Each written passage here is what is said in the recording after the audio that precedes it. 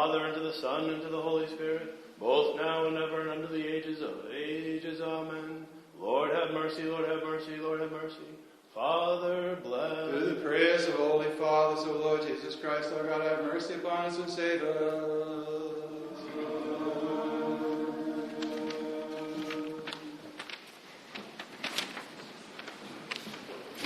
Good afternoon. I'm Deacon Matthew from St. John the Russian Orthodox Parish, and on behalf of the parish and the St. George Classical Academy, I'd like to welcome Dr. Timothy Patitsas to speak to us today about his book, Ethics of Beauty. Thank you, Dr. Patitsas, for traveling today and visiting us and braving the weather, and everybody else as well. I know we're enjoying seasonal New England hospitality as it is. Dr. Patitsas is currently serving as the Dean of Hellenic College in Brookline and is Assistant Professor of Ethics at the Holy Cross Greek Orthodox School of Theology. He's co-founder of Beauty First Films, whose mission it is to produce films that transport the viewer to a place of awe, beauty, and holiness, and are committed to the Beauty First principle of stating that when one falls in love with God, the source of beauty, goodness, and truth, everything else follows.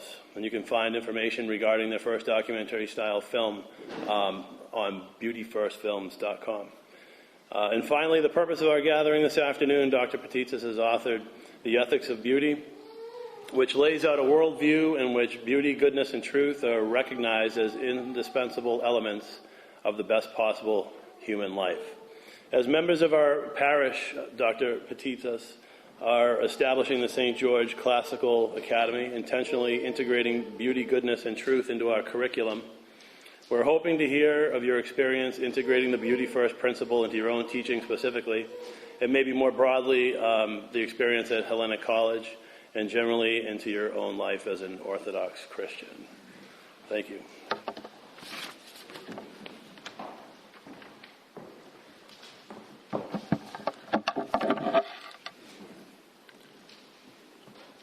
I suppose I should wear this, huh? Is that the idea?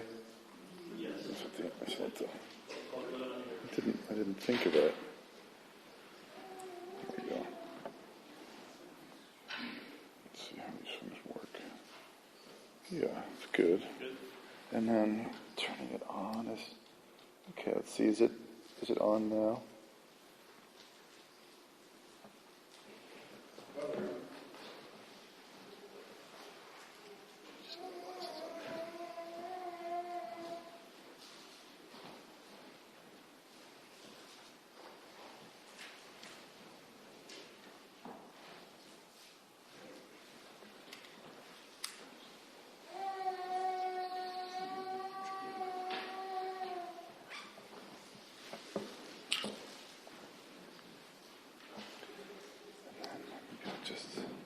Mute it.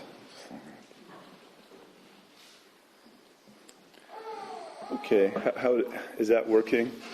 Can you hear me okay? But I should probably stop touching it. Oh, and then there's another one here. Maybe I don't need both of them?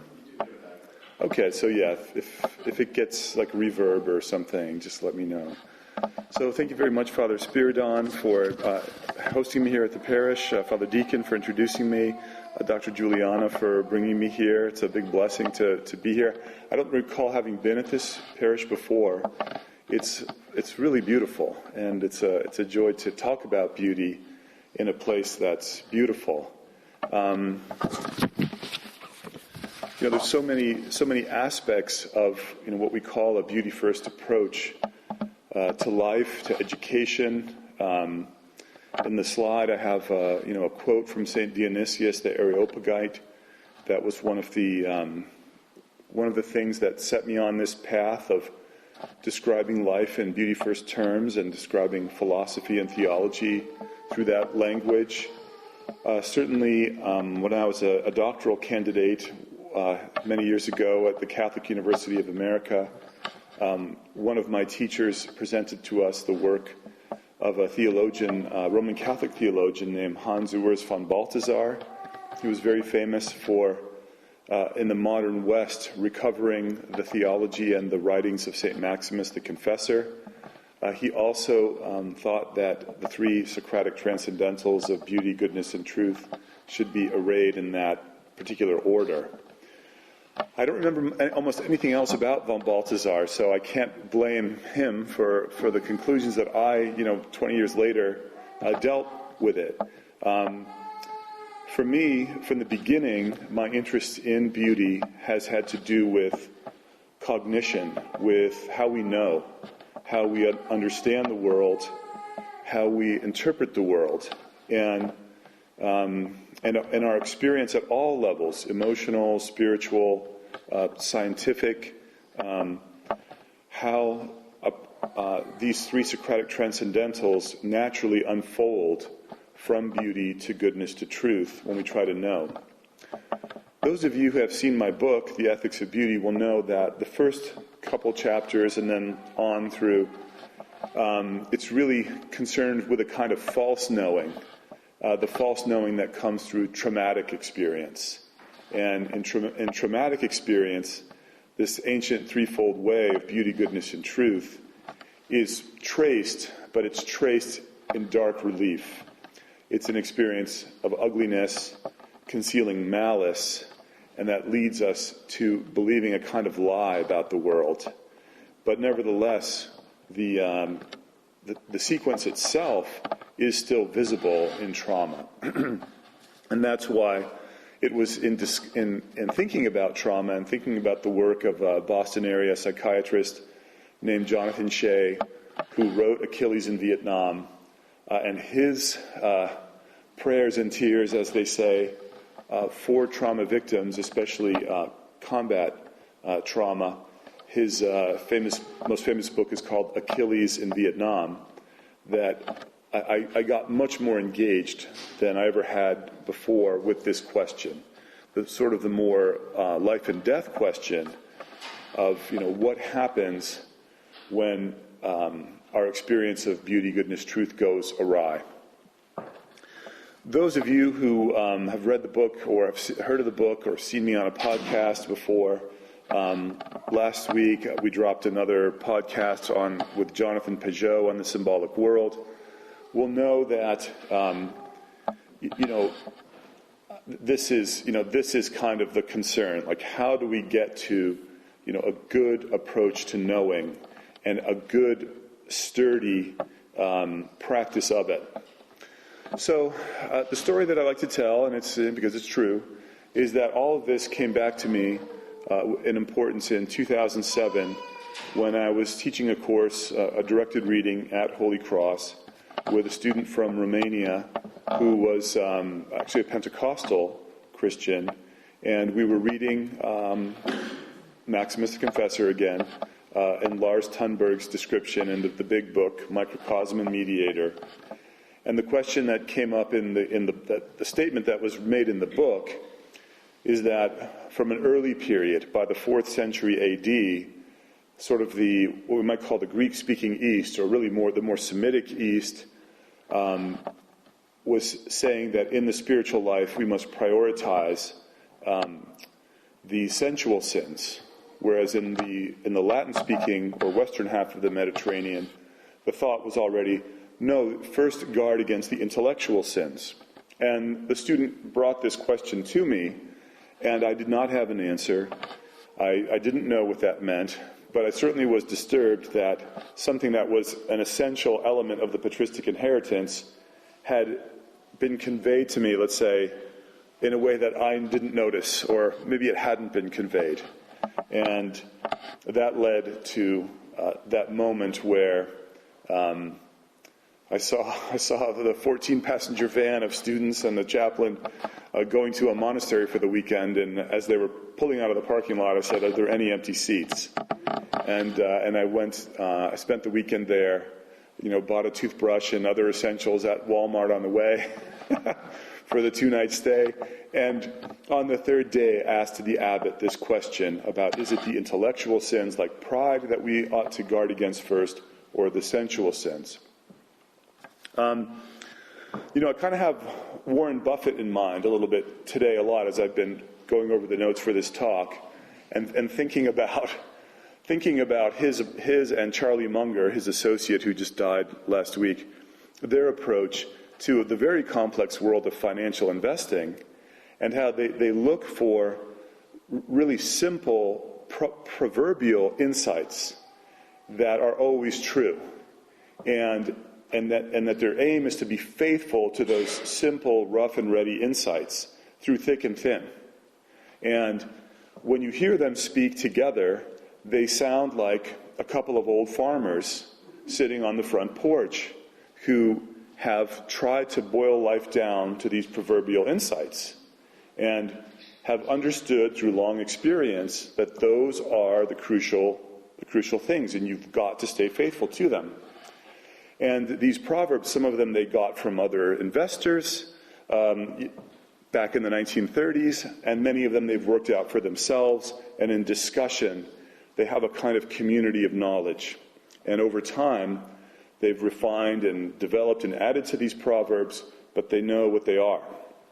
So when I asked the abbot, this question about, is it the intellectual sins, which I would assume, or is it the sensual sins, like gluttony or like other things, on the more sensual side, his answer was quite proverbial. He just said, look, to answer this question, you have to know what is the purpose of a monk. I said, okay, this is good.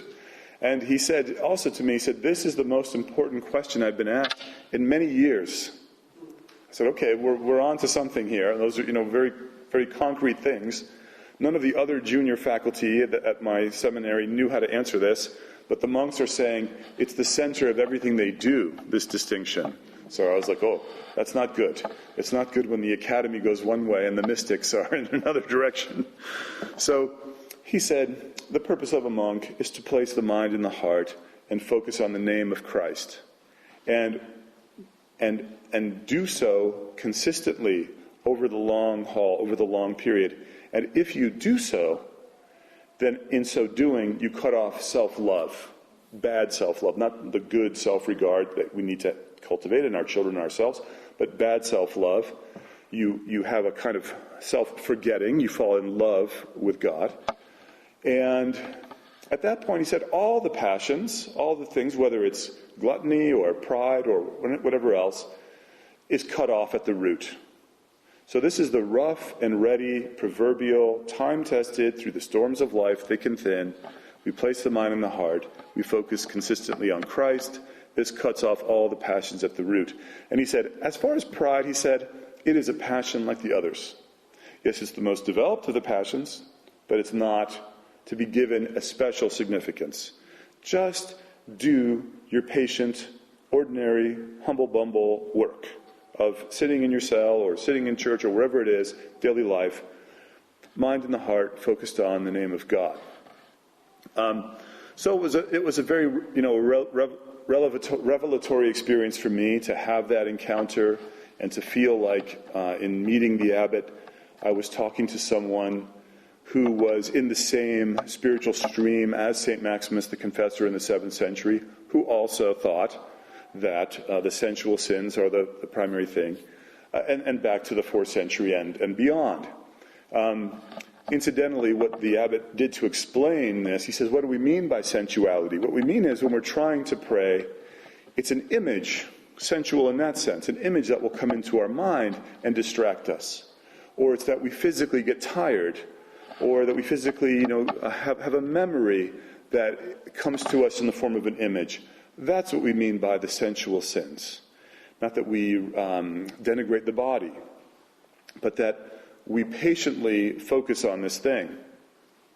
Now, I brought up Warren Buffett here and the abbots and the early, for this sense of kind of a patient focus that enables a person to endure storms long term and gives us not necessarily efficiency or power or, prestige, but that guarantees resilience and even antifragility, to use, Nicholas Nassim Taleb's expression, over the long term. Over the long term, that focus is what produces spiritual growth, spiritual development. Because you can think of it as a kind of like trench warfare. My mind is distracted, but I patiently bring it back. I get tired, okay, but the next day I try again. I patiently bring it back. And it's a war of attrition, but it's a war of attrition where in the end, we believe the Holy Spirit, the sacraments, come charging in and they back you up. And eventually they fill in the gaps and the person grows. But the proverbial nature, the two old farmers sitting on the front porch, that never goes away. It's still, because we're still always just people. We have sins, we have weaknesses, we have good days, bad days. And that primordial focus never really changes. And we learn through high and low in the long term to develop that long-suffering attitude and let God complete us. Now, like I said, assuming a person doesn't believe in God, still, as we see in, let's say, the Warren Buffett case, still that patient emphasis through highs and lows. Warren Buffett has a great saying. He says, in my business, any IQ that you have over 120 is wasted. It's not that complicated. He says, any IQ you have over 120, he says, trade that for emotional stability. And of course, we know that many times we think we're more clever than we are, and it's our emotions that are pushing us in that direction. So really, it's a funny way to say something very insightful.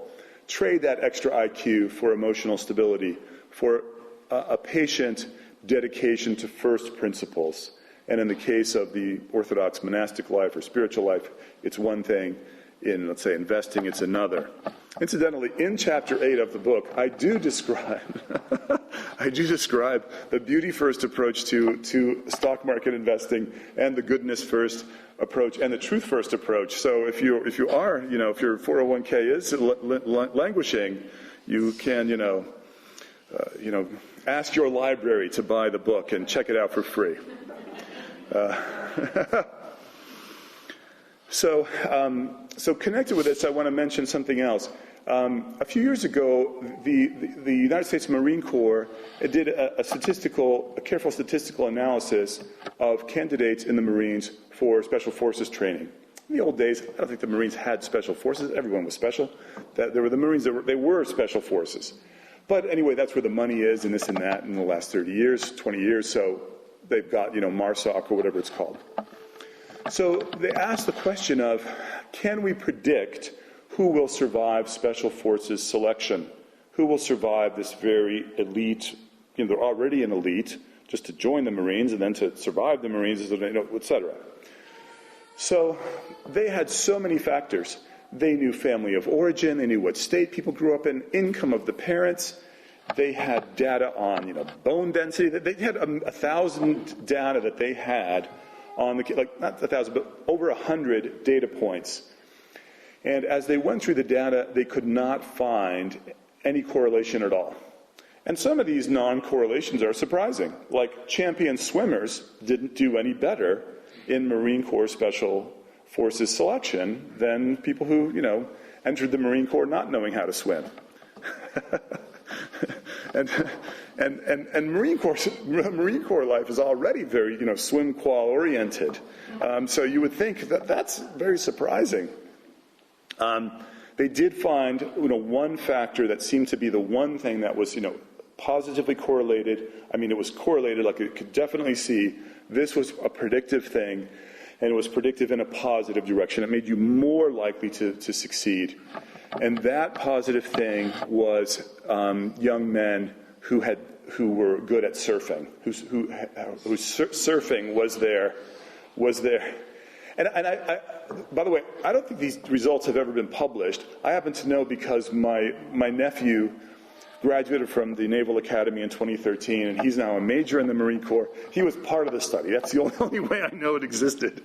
But we've talked about this over the years, and I've really had so many questions about it.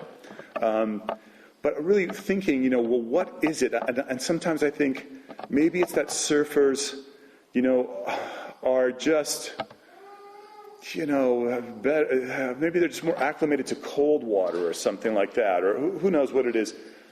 But the thing that comes back to me is that there's something about surfing that is good for, I think, the spiritual life as well. There's some kind of a patient ability to sense and cooperate, an ability to wait, but also to hurry, and not to sort of be stuck in one side or the other.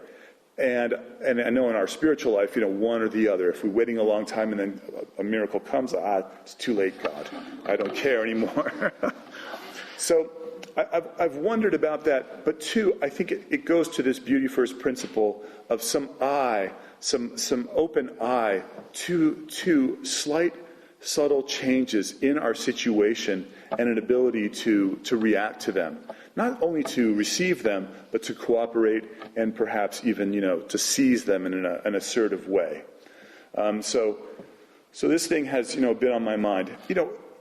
In life, if you lose the mental battle, nothing else matters. Right? You could start, you could hand me $1 billion today, and you could hand Warren Buffett $1 million. Okay, he's old now, but let's say when he was 50, let's say. In 20 years, he'll be a billionaire and I'll be penniless, right? The mental battle is the crucial thing. And there are different types of mental battles.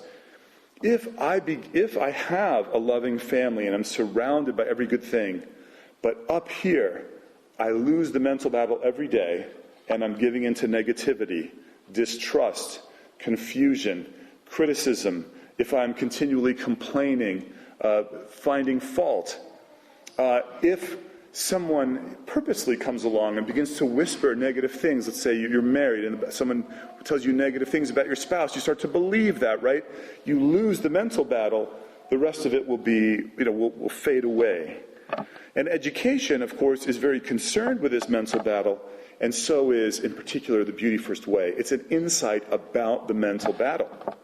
C.S. Lewis said in his book on the Psalms, he said, I used to think the Psalms were kind of boring, all this praise. Then he said, I entered the world of academic politics. And I noticed that people who complained all the time, were constantly negative, could never praise, that they were not to be trusted. Their judgment of the world was not sound. Whereas people who were given to praise, people who were given to delight in the gifts and the beauty around them, those people tended to be mentally more clear thinking. So again, it's that beauty first approach, winning the mental battle for the long term. In the monastic life, this focus on the beautiful takes the form of short, simple prayers and a dedication to short, simple prayers and letting the storms rage around us, letting the chips fall where they may. An example, of course, is the Jesus prayer itself. Lord Jesus Christ, Son of God, have mercy on me, a sinner. But there are other short, simple prayers. St. Gregory Palamas in the 14th century, he prayed to the Virgin Mary for years. He just said, please enlighten my darkness. And he just persisted in that. Father Ephraim of Arizona, who reposed 2 years ago on December 7th of, 2022 maybe, 2021, I don't remember which, the similar thing. He said, if you can just focus on a few short, simple things, or remembrance of paradise, remembrance of death. That's, a philosophical idea, right? The memento moris is the beginning. It's something simple and short, but it's insightful, it's valuable, and you stick with it, and you let the chips fall. And I think that this is true as well, outside of the spiritual realm for, someone who is not, identifying with faith. Can we think about what's positive in the people around us? Can we keep our eyes open? Many times people in an organization feel that the leader has betrayed them because I told the leader that other person was bad, and still they kept them around. I'm a dean now, so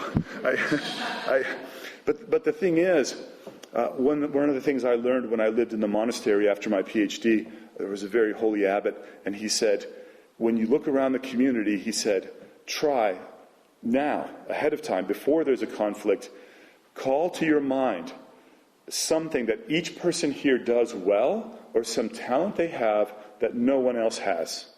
What's something that they bring?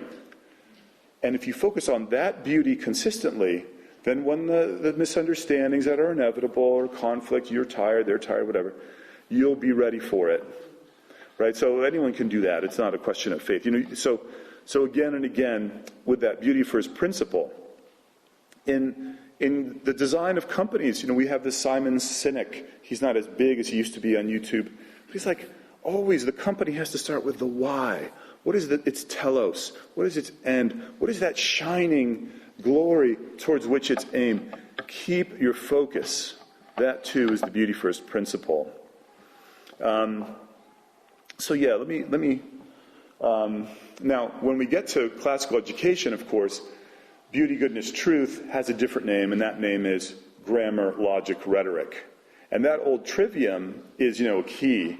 And by the way, that grammar, logic, rhetoric really is the heart of modern science. That, since 1600, when we have a true, the ancient Greeks, other people, they thought logically, let's say, or without recourse to miracle about natural phenomena, fine. They didn't have a scientific method because they didn't have the falsifiable hypothesis in the same way that we do. They didn't have that sense that experimentally we have to confirm the fruits of even the greatest mind. So even within science, you have grammar, logic, rhetoric. The grammar is the observation of things. The logic is your best theory about it. But if you're going to take it from mere cleverness to actual scientific truth, you've got to then formulate that logic in a way that other people can test it, that it goes back to the big world. It's not just doesn't stay stuck in your head. There's some other things I can say about here. I'll say one thing and then we'll go to the slide. Plato had this idea that, a philosopher king, it would be the ideal leader. And then he was hired away to Syracuse, I don't remember, somewhere in Italy, to try this and advise someone, and it was disastrous and all that. And Aristotle, whom we don't, we know was better at logic, but I think he had something, which we as Americans in particular can really. Aristotle in his, on rhetoric, he really thought that at grammar, logic, rhetoric, or beauty, goodness, truth, at that truth stage, we had to think in terms of probabilities, have a probabilistic approach to truth. We're pretty sure this is the case, right? When people talk about politics, it's certainties crushing each other. Look, you've just got to sort of assess the probabilities. Any candidate, 10% chance they're a megalomaniac, 25% chance they're a genius, 40% chance, when you think of it in those terms, then you can enter community and have discussions with other people. Well, this is my sense of, I don't know, it's just probabilistic. And so what Aristotle thought was not that we needed a philosopher king, but we needed more like a rhetor physician, someone who could help heal the body politic through rhetoric, not as, whispering in people's ears, but through an intelligent and rational admission about the probabilistic nature of the choices facing the city-state. We're not sure what's going to happen if we do this or that. So therefore, maybe we have a reserve plan or this or that. But we know we have to do something, and we think this is our best option. I think it's a wiser way. And I think once upon a time, when American men in particular, American male leaders, seemed to all play a lot of poker, I think they were better leaders at that time for it. I think there's too many Ivy League graduates running things and not enough poker players. Because the poker players, they have more of a sense of like, okay, everything is. Even you look at descriptions of Bill Gates, and as Microsoft was coming on, and he faced an array of 5 or 6 threats to his young company, and he did something to handle each of them in a kind of probabilistic way, and negotiated all those threats and grew to greatness and inflicted his disastrous software on the world. But he was more like Aristotle. He was more, less sort of this kind of Platonic idealism. And I think it's good to have that sense of our own limitedness. Okay, let me just go to this next. So in our society, there's a big question about beauty on very many levels. Let's see, it's probably already 4 o'clock. And one of them is this, that we know that science is supposed to handle the true, and that the good is supposed to be handled by technology, or if you're a social scientist, public policy, right? And you can think of even the true and the good also in terms of like an institution is, try to make it, design it well, and then what policy will it adopt? And that's kind of its technology. It's going to. But what about the beautiful? That's a question that we don't answer. And we tend to be, in our society, afraid of beauty.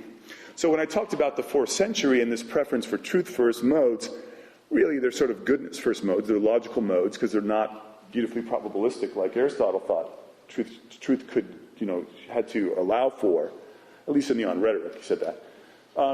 We have this fear of beauty because we think, well, maybe beauty is irrational. Maybe beauty is divisive. We can't agree about what's beautiful. Is it beauty too emotional? Doesn't it weaken our will to make the hard choices that scientific progress demands? In fact, to put it simply, beauty might inspire pity. And Jane Jacobs, my mentor and friend, the great city planner, not city planner, but theorist of cities, she was so, in writing about cities, she talked about this, that people were so concerned to be scientific, to have a statistical approach to cities, and then to efficiently, and they couldn't see the living whole, the beautiful neighborhood, the beautiful street, the beautiful city. They were blind. Their education, one of its purposes was to make them blind to beauty.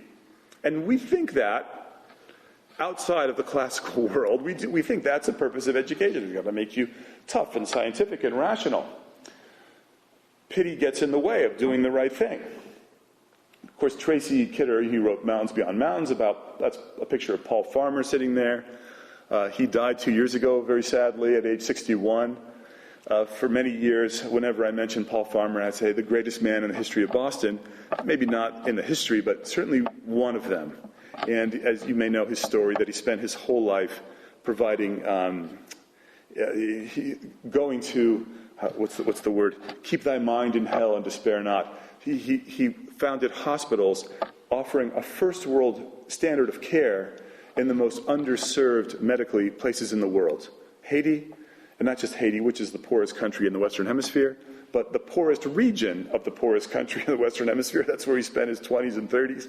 And then when things got too hot politically in Rwanda to try to get rid of him, he moved to, in Haiti, then he moved to Rwanda. But Kidder said about the people who supported him, he said, many of these elites, because he was a Harvard-trained doctor and he was an attending at the Brigham, and he was a professor of medical anthropology at Harvard. He said many of my fellow Ivy League people, they give insufficient role to pity. They think everything can be resolved through kind of a mental, this and that, like the right policy, the right insight. They privilege too much, the IQ over that kind of simple thing. But of course, I always think in terms of pity, I always think of Gandalf and saying, Frodo saying, what a pity that Bilbo did not stab that vile creature. Hate to put that in a church, forgive me. Did not, meaning Gollum, and Gandalf responds, it was pity that stayed his hand, pity and mercy, not to strike without need, and he has been well rewarded. Be sure that he took so little hurt from the evil and escaped in the end, because he began his ownership of the ring so with pity. So, in other words, that Bilbo was able to live on past ownership of the ring, which other people couldn't, because it began with pity at the end. Some sense, you see something beautiful in the other person, it touches your heart, it arises empathy. You go from beauty to goodness. In the Orthodox Church, we sort of have also this idea of beauty first, in these three areas of creation, prayer, and the way.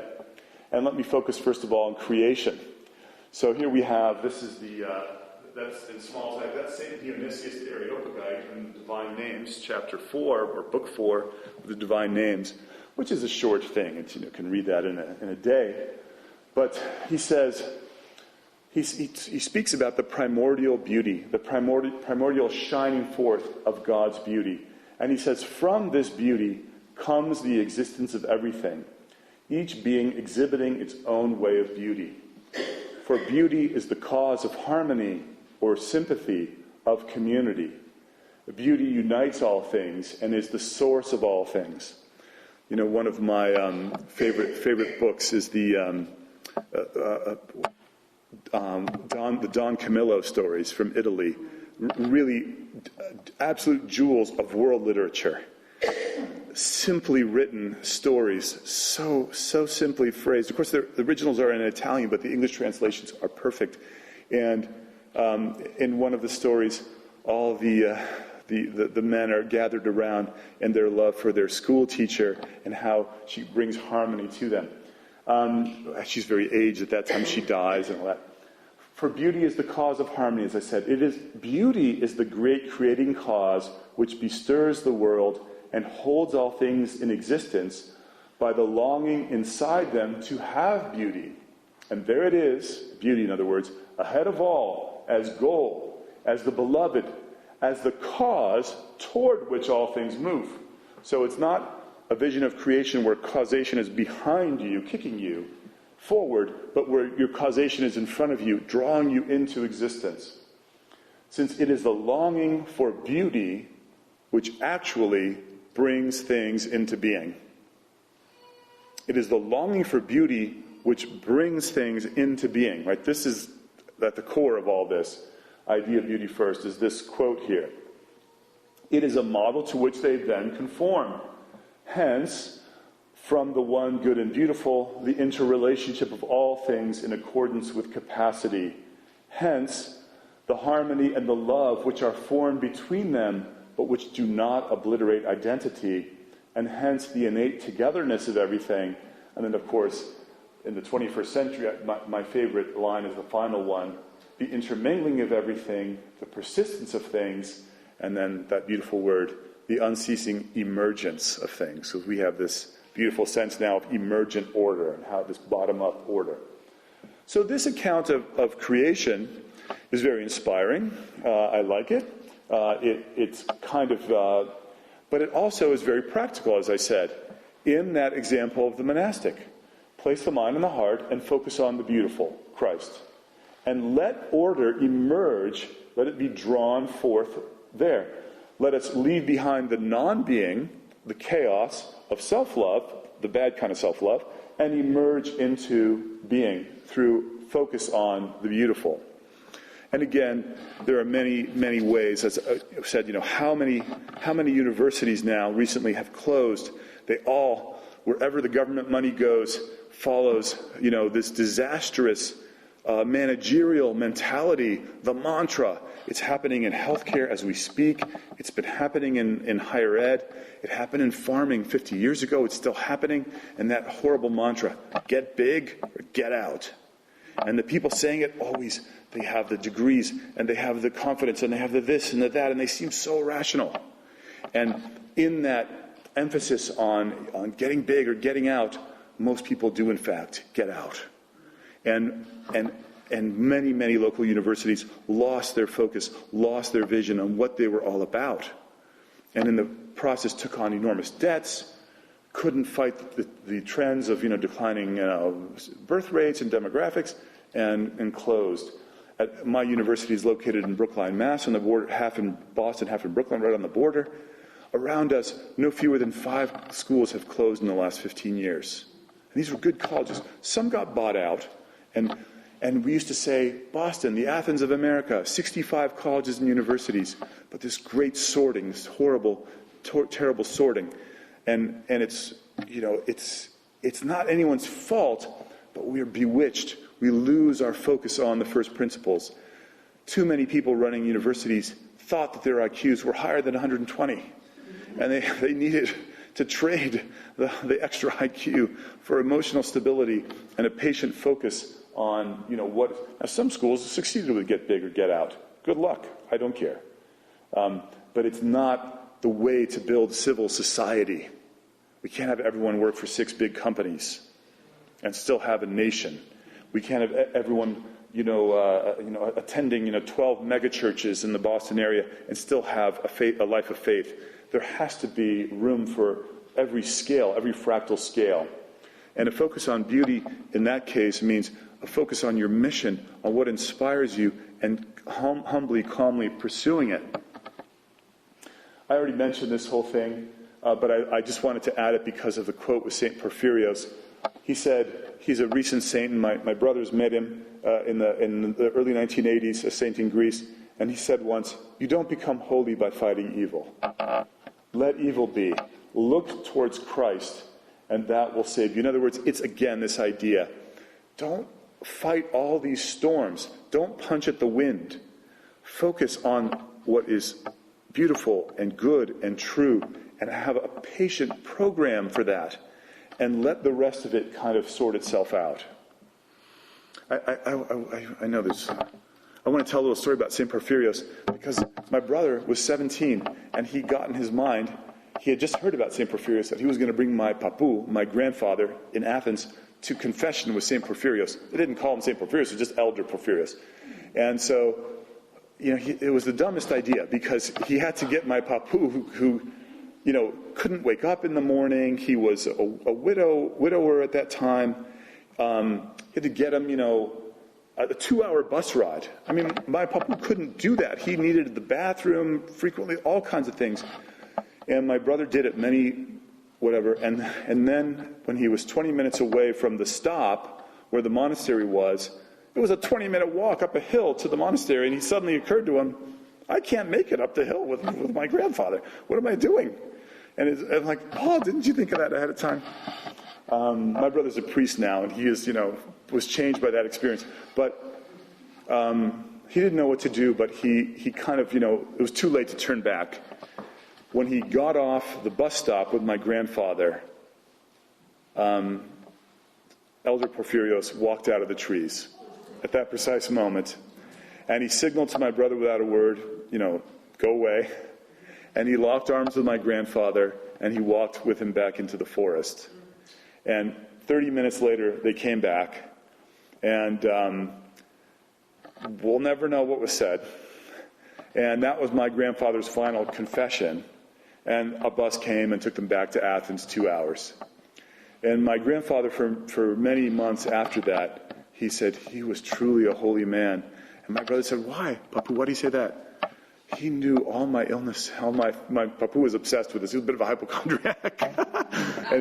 and the saint knew everything about, he knew this and that condition.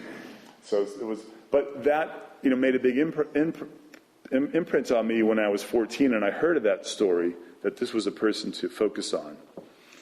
So this threefold way: first we cultivate eros, we fall in love for the beautiful, then we practice the goodness of self-sacrifice and empathy, entailed whenever we fall in love. Because if I fall in love with anything, now I got to pay the price to make it so. Even if that something is not a someone, maybe it's an idea, it's a vision, maybe it's a hope, but now I must pay the patient price. Just before I came in, I was looking at the Penguin Dictionary of Saints, talking about Saint Ced and Saint Chad, and I think one of them, when Saint Theodore of Canterbury came along, he said, your episcopal ordination is irregular, you're frozen. And Saint Chad said, okay. And 2 years later, Saint Theodore was like, wow, he took that so humbly, so he made him an archbishop. But that's what I'm saying, everyone should surf. So I think surfers have all the advantage. You cannot be brittle if you want to succeed in life, in management, in the church. It just will never work. So practice the goodness entailed in falling in love, the long-suffering, and then if you sustain both these types of loves through many trials, many storms, many times when it's not a storm, there's no wind, and you're just going nowhere, then you become true. And you have and that is sort of the threefold path. But here, for classical education, Isn't that a beautiful photo? I took that. It's turned out so nice. So, grammar, when we talk about the trivium, the threefold way of classical education, grammar is this openness to pattern, a delight in pattern, a delight in the grammar within art, but also within language, also within history. The principles and things that begin to reveal themselves, and we delight in that pattern.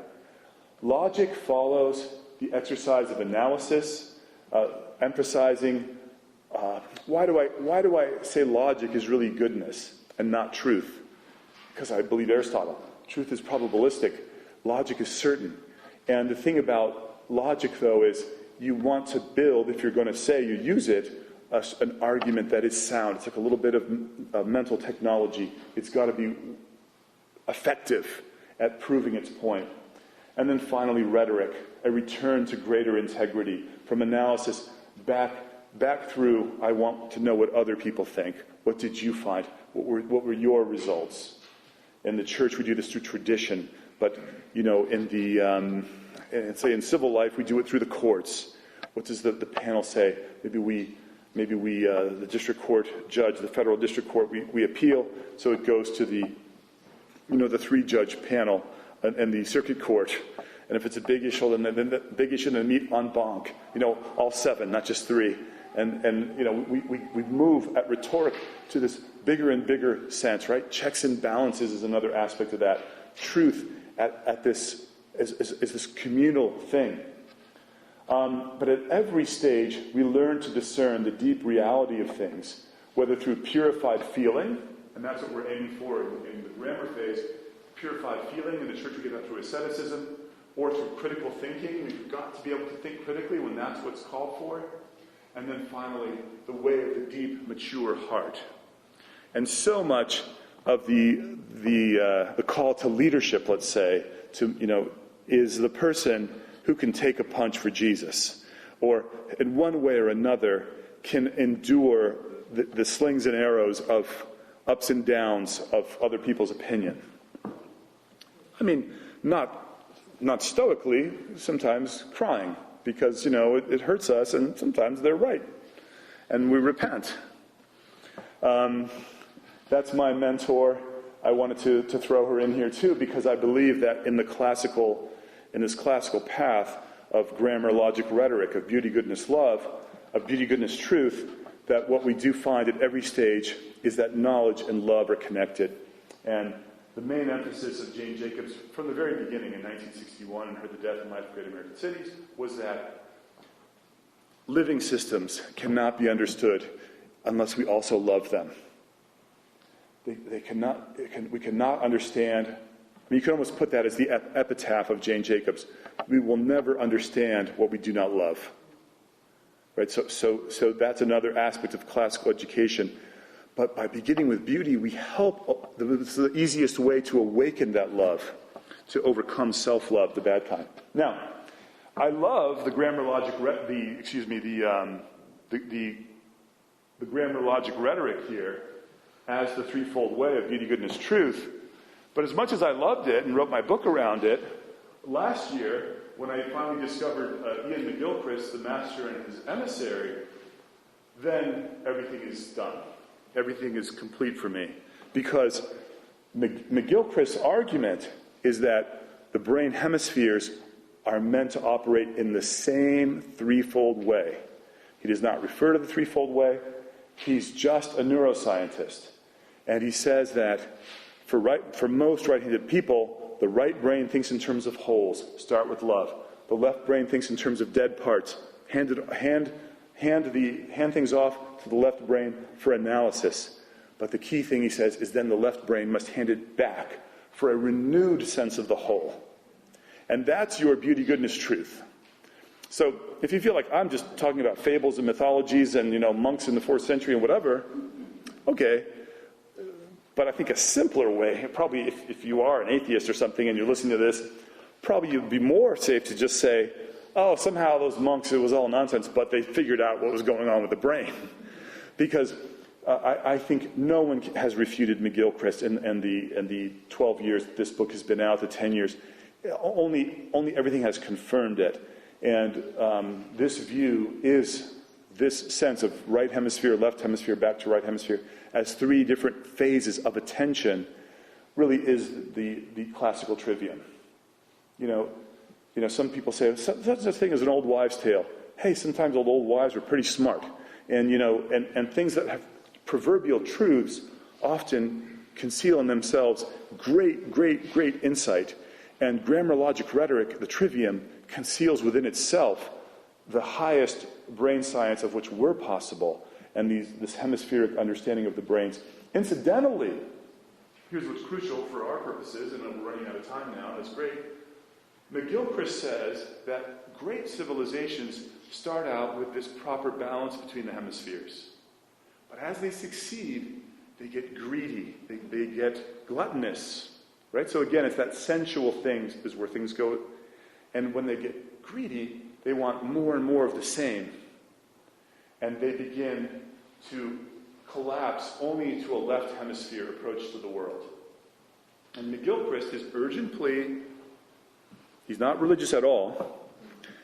His urgent plea, he says, our civilization, our modern contemporary world civilization, is behaving analogously to an individual with right hemisphere brain damage. Right? So people here, a saint walked out of the woods, saw my grandfather, whatever. It touches your heart. For me, it's beautiful. But what you have in McGilchrist is this urgent plea for social repentance as changing the mind. We have to return to wholeness. We have to return to beauty and let this ancient sequence play out. I'm not going to touch that. I just want to, let's see, because I said I'd finish at 4 and it's 4:02, but I'll say a couple other things. Maybe we'll finish at 4:05 and take questions. As I said, if you lose the mental battle, nothing else matters. So what McGilchrist is trying to say is that the mental battle that we're losing is that we're giving way to this, to a sense of the world as dead parts. And we're losing sight of wholes. We're losing common sense. We're drowning in bureaucracy. When I hear these educated and intelligent people so glibly saying, to my own school, get big or get out. And I'm thinking, can't they see the patterns going around them? That in these spheres of healthcare, and before that farming, and now education, that I'm not a conservative in that sense, but there's the connection. That the more there's these big oceans of government money with all their reporting requirements, the more the mantra has arisen, get big or get out. And what has happened to the quality of our food as that mantra has been followed? The efficiency is off the charts. One farmer can now feed the whole nation. That's what they keep saying. Oh, wow, it's a great thing. Now we're down to one farmer can feed, 1 billion people. Like, wow. But everyone, I think it was 2019, the first time, the entire 12 months, because usually I go to Greece or Palestine or something and it changes, I did not have one tomato that tasted like a tomato. So the issue of quality is lost, right? And, and this is a challenge, that something, why is a person so glib? Why are they so confident in this completely faulty understanding of the world? Well, because they didn't have a classical education. They didn't learn, they didn't pay any attention to grammar or aesthetics, in other words, to delighting in pattern, delighting in the beauty and wholeness of things. That wasn't part of their world. Everything from the beginning was truth, truth, truth, in the interest of power, power, power. Truth and goodness, technology, technologism, efficiency. Life is not efficient. Life is meta-efficient. And classical education can get us back to this. The mental battle, if we lose that, nothing else matters. As a society, we're repeating, bad patterns in a reflexive way. We're like a person with a PhD in systematic theology in bed at 3 a.m. with one eye opening, scrolling Twitter, and you can't stop. That's me. So our society is becoming like that. So everything's a dopamine addiction, and we're losing that connection to wholeness and community and some larger sense of the truth of things, right? Incidentally, liturgy can be very good at that. It's just getting us away from that addiction to dopamine and into some deeper sense of contentment and wholeness. In the classical tradition, we see the value of the right patterns, the right grammar. I think it's so important that we recover this. I think, you know what, I've said so many things. I hope you've discerned for yourself that there is some kind of connection to all of them. For example, I'm trying to say that the surfer is a person who has to give attention to subtle changes in the grammar of the wind and waves, of the water. And that is the strength. That training makes them not wishy-washy, but not brittle. It makes them, they're not a statue, they're not a jellyfish. There's something, they're human in between. It's the beginning of that pursuit of a human integration. So I do think there is a wholeness to all this.